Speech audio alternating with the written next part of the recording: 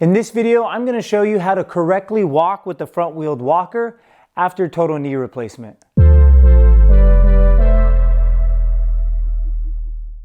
Welcome back, guys. My name is Dr. Mike, and I'm a physical therapist who works with patients right after total knee replacement.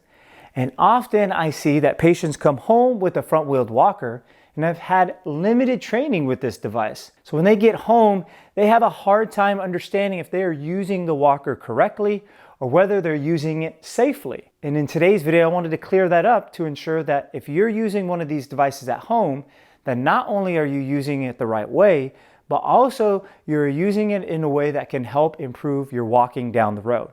And that's extremely important. We'll talk a little bit more about that towards the end of this video. But the first thing we want to make sure when we receive a walker, or if we've been using a walker, is to ensure that it's set at the correct height. And usually we like to say to have a slight bend in the elbows, somewhere roughly between 15 to 20 degrees.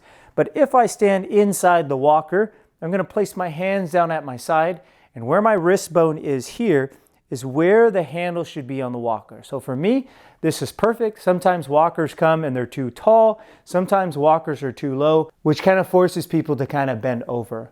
And that's what leads me into some of the common mistakes that I first see when patients are using this. A few things I see is that patients are too far out. So they kind of walk outside the walker and they're almost pushing it, which is very dangerous because if it moves out of the way or gets tipped over, you're also falling over as well. The other thing I see people do is that they've been trained to do more of a step 2 gait. So what that typically means is maybe the patient was initially trained from a therapist to walk by leading with the surgery leg, so that causes them to put less pressure on the knee. And initially after surgery, the day or two, that is totally appropriate to be working on. That's okay. But when you get home and you're starting to put more mileage on your feet and walk more, you're going to want to change how you walk and really try to put more weight on the leg.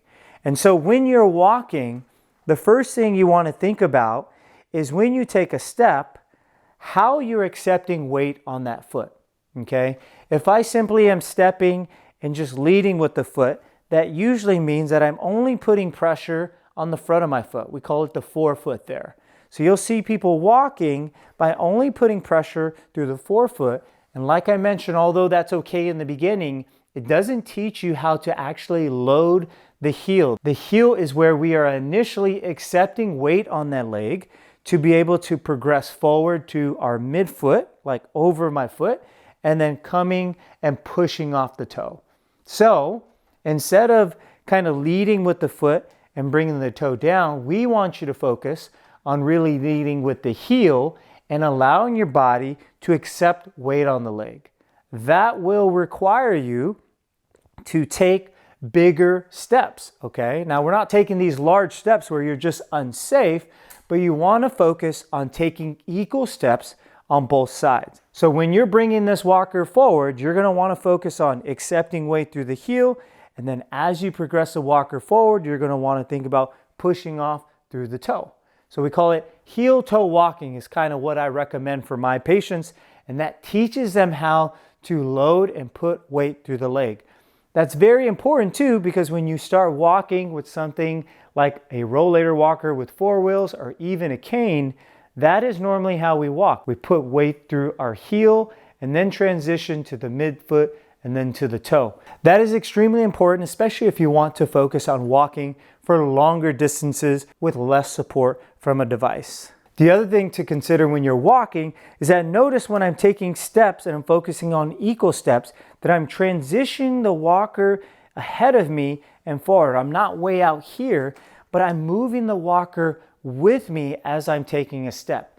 That's going to allow me to have nice fluid motion through my walking, and it's going to allow me to really develop that good walking pattern. All right, so we'll go over a recap. We're going to first make sure that the walker is set at the right height.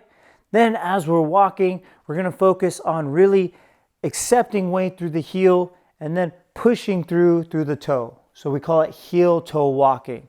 The next thing we went over was progressing the walker forward so that we can take equal step lengths as I'm going forward. That is going to be extremely important for you to implement these tips so you can use this front-wheeled walker the right way while walking. Now, if you want to learn just how much you should be walking, make sure to take a look at this next video here.